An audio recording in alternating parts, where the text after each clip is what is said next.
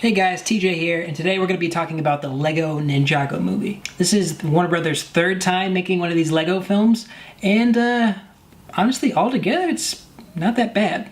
The Lego Ninjago movie is like if you took the Mighty Morphin Power Rangers and merged them with Lego, except Zordon is Jackie Chan.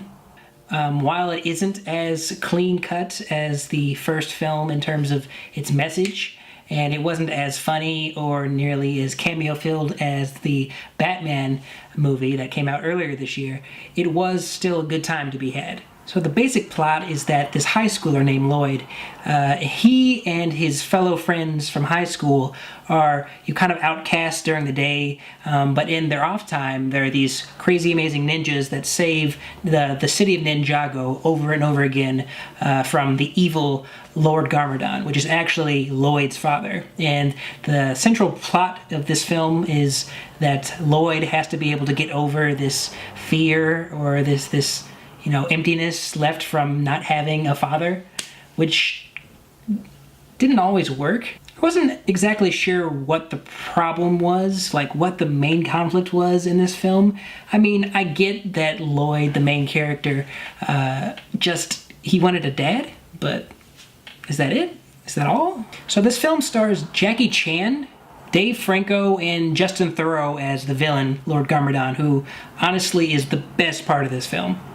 Like, if you liked Batman from the original Lego movie and then obviously earlier this year's Lego Batman movie, you're gonna like this character because he's every single scene that he's in, you're gonna pay attention to him. All right, so there's a line said in this film that really struck me as true, and that's the main character is told by one of his friends that, when the main bad guy, Lord Garmadon, talks, everyone just instantly pays attention and it's just really interesting. But when the main character, Lloyd, talks, it's just not that, whatever. But aside from Lord Garmadon and I guess Dave Franco's main character, Lloyd, there really isn't that much given to the rest of the cast, even Jackie Chan's character. And like when you see Jackie Chan on, advertisement for something, you think that he's probably one of the main characters. But in this film, he really doesn't have that much screen time. There is a Lego Jackie Chan fight scene in this film, like completely Lego Jackie Chan fight scene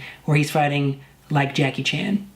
And by that I mean he's, going crazy with the comedy in the middle of the fight, but it still works because it looks amazing.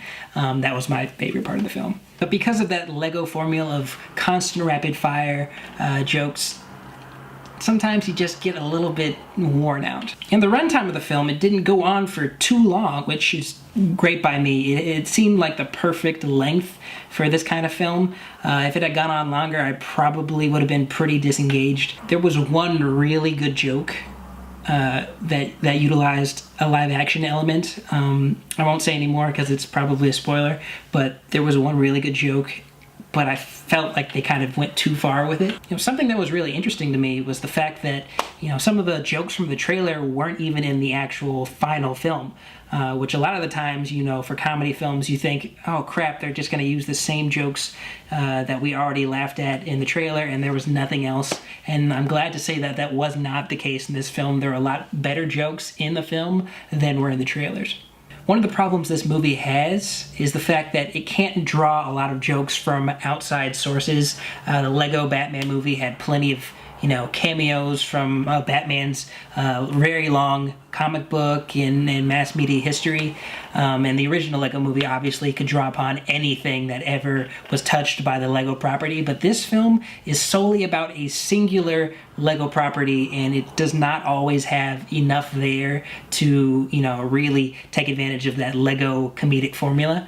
Unfortunately, that kind of hampers the film in a way that the other two didn't necessarily need to worry about. This film has, a pretty chaotic first act, a really strong second act, and the third act is just alright. But when it's compared to its two predecessors, it does not stand as tall.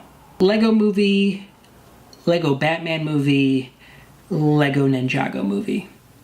You can't even see it. My hand's down here. It's at its best when the villain, Lord Garmadon, is on screen, and it's at its worst when, we're forced to watch the banter of some characters that we just don't really have enough time to connect with. If you've already seen the first two Lego films, it's a waste.